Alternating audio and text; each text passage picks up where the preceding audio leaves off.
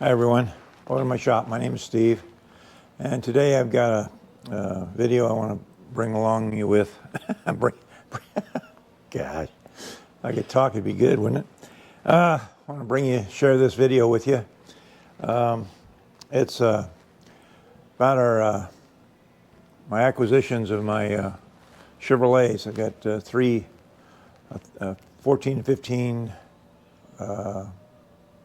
let's see, 13, 14, and 15 Chevrolet, and they're all apart. So what I want to try and do is put all three motors together at the same time. I've got one motor stand I'll show you in a second here that I built and for my friend that had the Chevrolets to begin with. What I'd like to do is put all three engines together at the same time. So that requires three motor stands. So I've got two extra motor stands that are just conventional type motor stands for a regular Chevrolet engine or something like that. But these are unique engines, and I'll explain that in a minute to you. But so this is a build to make these motor stands, adapters, I guess you call it. We're going to adapt these motor stands to accept the early model, H model engines.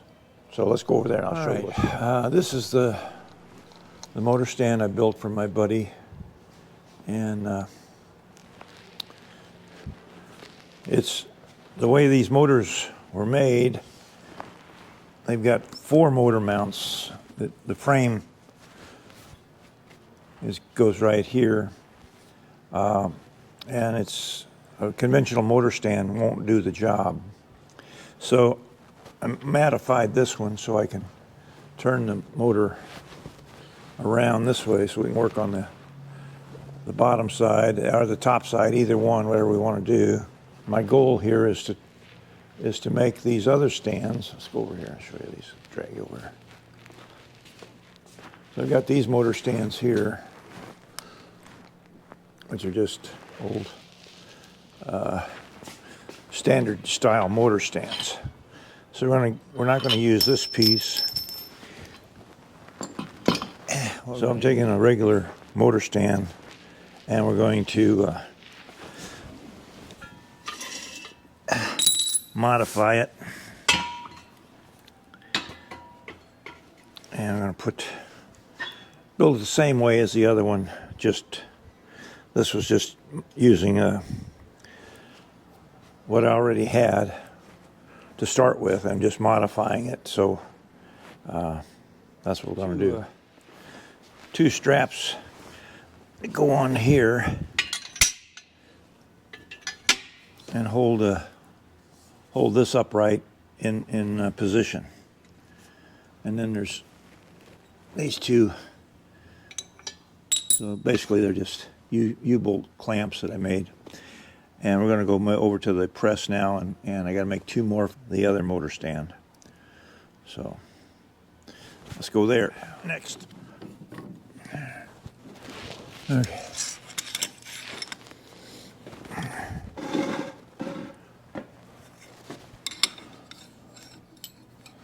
I've marked the first bend right here. So I want to bring this down.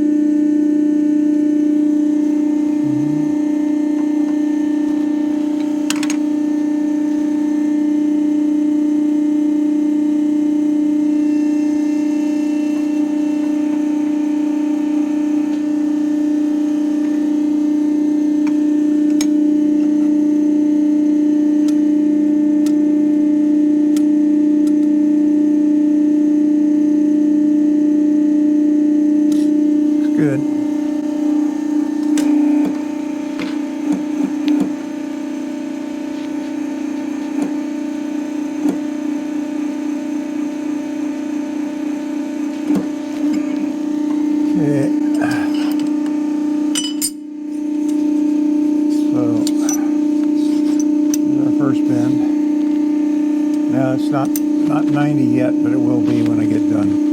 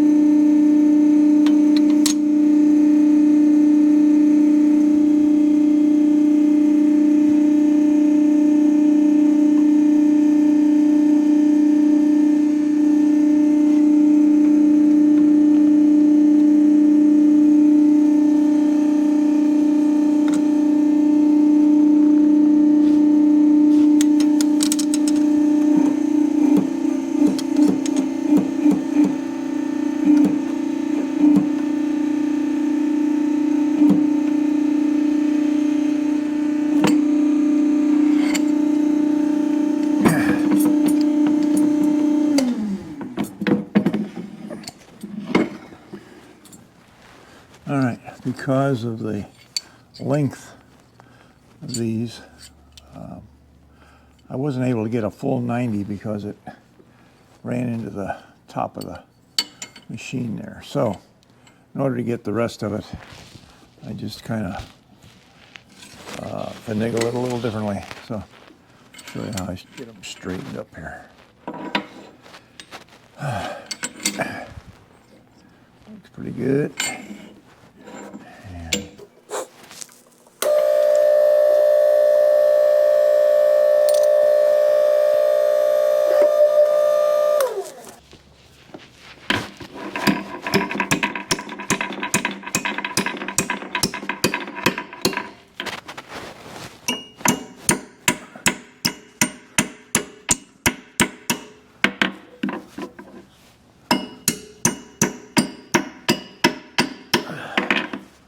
There we go.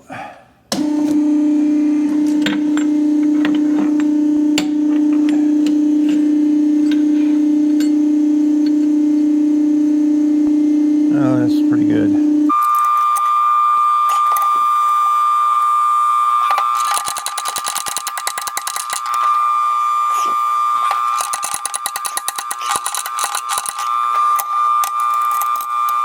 Okay. So there's our two clamps. Okay, making these U-bolts, I decided that one of the problems was going to be holding this against this part in order to weld it. So I thought, well, maybe there's an easier way to do that. So what I'm going to do is stick it into the Bridgeport And lay a parallel down there so this doesn't drop through.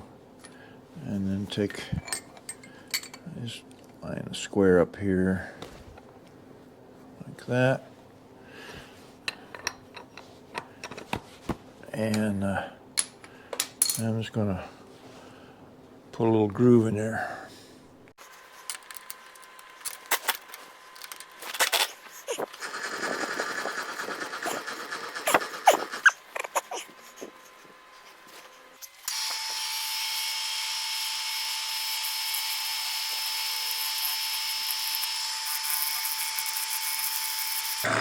Okay. Basically, that's all I have to do is just groove it a little bit so the bolt will lay in there and self-center. So let me do the rest of them. Okay.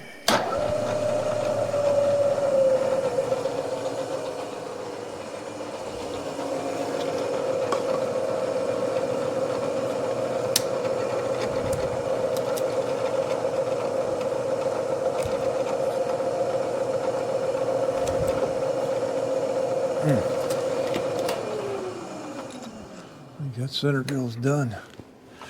Nice job. Sure not cutting. Yeah, it looks pretty well screwed up. Okay. Let's see. Use the other end. See if it doesn't work a little better.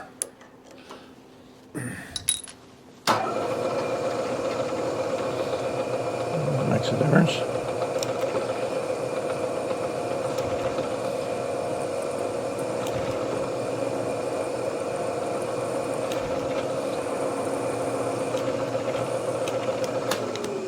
All right. And I could move over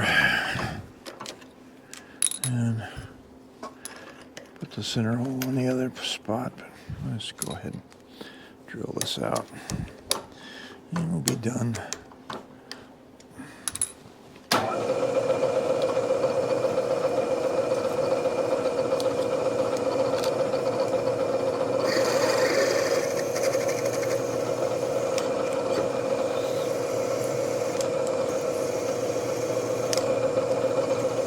Yeah, the smell of sulfur in the morning.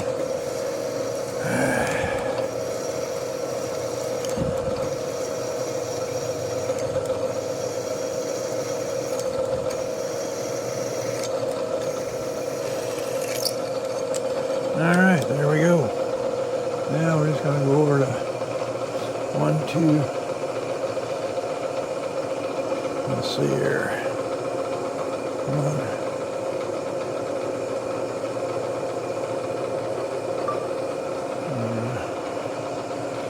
2, 7,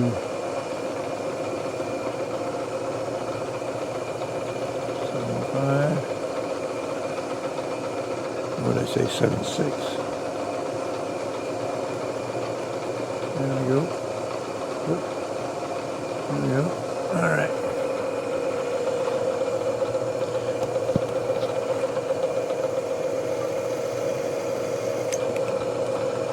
You need the center drill. How about that? Let's take it out 2 chips. That's good.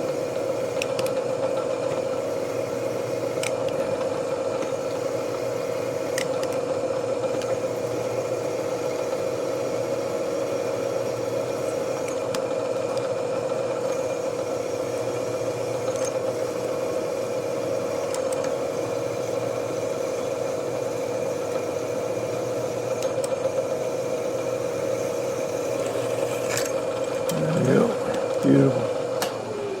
Okay. Yeah. Take that out. Take that away. Got warm.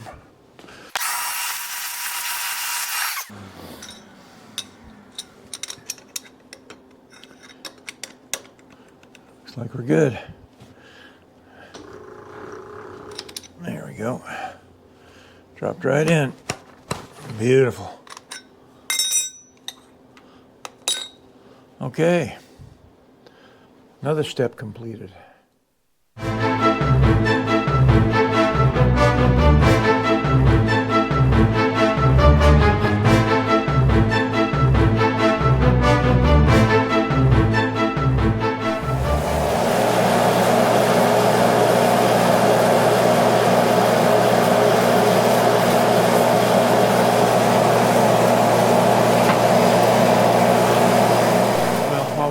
I guess I'll just give you a little preview or what you see my spray booth and how I made it. This spray booth is kind of unique in the way that it doesn't vent outdoors. It just it's an internal system I developed using a waterfall technique. I'll show you in a second here. But the basic spray booth is 36 by 36 by 7 feet, I guess, tall, and it's all made out of shelving. At one time, I had a pretty good supply of metal shelving, and I thought, well, what can I make this thing out of? And it all bolts together. So there's like three shelves to a side, and then there's 3 shelves for the bottom, and then I put a light in the top. Let's see, we got the light. Okay, so I got fluorescent lights in the top, and I got a couple little outdoor spotlight, or not outdoor spotlight, but I took an old desk lamp I had from when I was in grade school. Actually, I think I had that when I was in grade school. So I used that for lighting, and then I bought an explosion-proof motor. And if you look way in the back there, you can see the waterfall running now. And I used one of those grills that they put on the side of a house or building to vent, uses the vent. And I've got a water pump in a plastic tub. And this extra screen on here, it's just to kind of, because when the fan is on, it's blowing water through there pretty good. So you get a little splash over. But the idea is, as it cascades, let's see if I can take this lid off here. Okay, there you got a good view. Pipe running across here, there's holes in it that let the water just puddle out onto the stair step, and it just grabs whatever dust particles are coming through paint spray as it comes through this fan here. It's blown through here. This box is all sealed up, so it has to go through this opening to get out. So it recirculates into the room, but I don't have any overspray coming out. The screen doesn't have any overspray on it at all. So it traps all of the paint particles and deposits them down into this plastic tray. And I just have to add occasionally, fill up add water to this tray just because of evaporation. So that's basically how I have an internal spray booth. I don't waste any heat or air conditioning that way. Keep it all inside, and I can still use my spray booth. So I had a little sidebar there. Since we're painting, I thought I'd maybe show you how I get my painting done. You can't put a lot of parts in here. I can hang several parts at a time, and then I have a Lazy Susan down here. It works real good for when you want to spray a part. You just put it on there, spin it, and spray away. I have built-in regulators for spray guns, so I can use. I got three different spray guns right hanging there. 4 actually. I got one over here on this side too, but and a regulator. So it's pretty complete. It's on wheels. I can roll it around. I can move it. I don't have to keep it in one spot. It just sort of, I take it, I move it if it's inconvenient where it is. I just roll it away and put it where I want it. So it's served me well. I've used it for many years, and so I hope you enjoyed that.